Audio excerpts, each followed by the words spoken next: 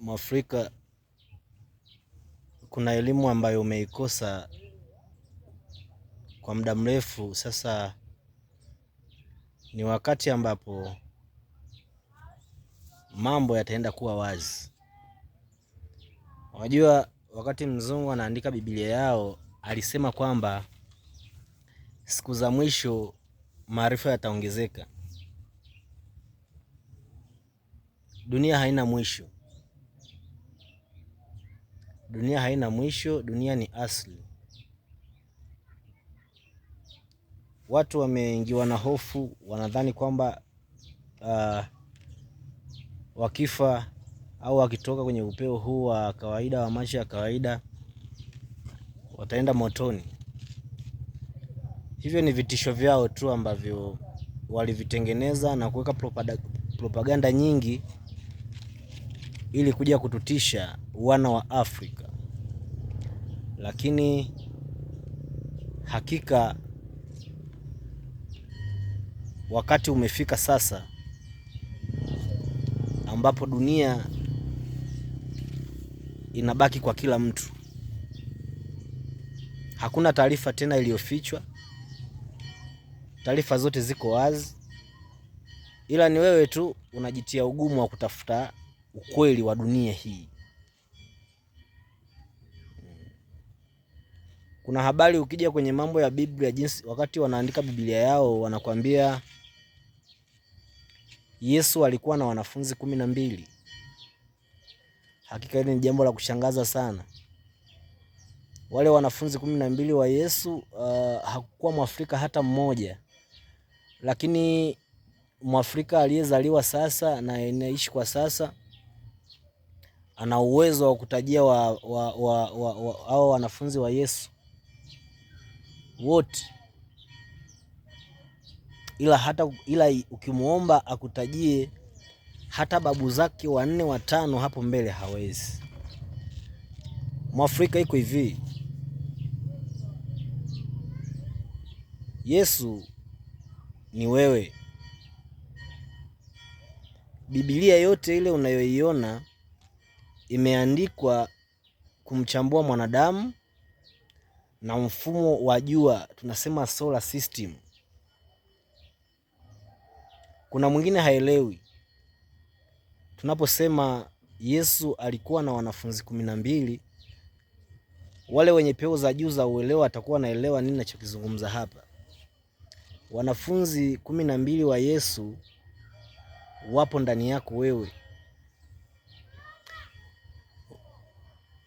Yesu ni neno la Kilatini lililotoholewa na wazungu kutoka Kilatini, likiwa na maana ya oil, mpakwa mafuta.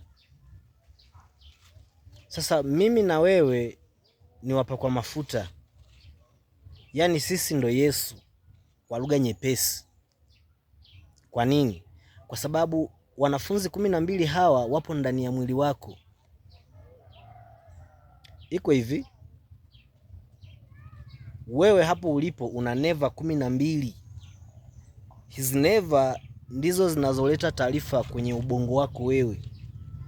Either umechomwa na mwiba, umekanyaga moto au kuna nini, taarifa ndani ya muda mfupi na kufikia kichwani. Kuna neva 12. Hao ndo wanafunzi 12 wa Yesu. Lakini pia wanasema Yesu alikufa na siku ya 3 akafufuka. Wewe hapo ulipo una mafuta, una oil au fluidi, au kwa lugha nyepesi na rahisi zaidi tuseme mbegu. Mbegu za mwanadamu zinatengenezwa kutoka kwenye utosi wake, zinashuka kupitia ungwe mgongo, una pingili 33, ambazo hizi ndo wanakuambia Yesu alikufa akiwa na miaka 33. Ewe Mwafrika wa sasa, amka. Wewe ndo msingi wa dunia hii. Habari za kusema Yesu ataenda atarudi, hizo ni uongo. Kitendo cha mbegu zako wewe kutoka hapa kushuka chini, zinakuja zinakaa kwenye sanctum siku 3 hapa chini, zikiwa zinasubiri, je, unatoa mwana gani wa pekee? Usipoweza kutoa mwana wa pekee, hizo mbegu zitarudi kwa njia ya gesi kupitia hii vertebrate pingili 33 ulizonazo, zinarudi hapa zilipotoka. Pale ndo Mwafrika unachanganywa na hesabu kwamba Yesu atarudi mara ya pili kuja kunichukua. Hamna kitu kinaitwa Yesu, hamna kitu kinaitwa shetani, hamna kitu kinaitwa malaika. Hali kadhalika hata Mungu ni jina tu ambalo limepewa. Mungu ni cheo. Mungu naye mlia kila siku kanisani. Tukutane episode ya pili niweze kufungua akili iliyofungwa Mwafrika. Amka nami kijana.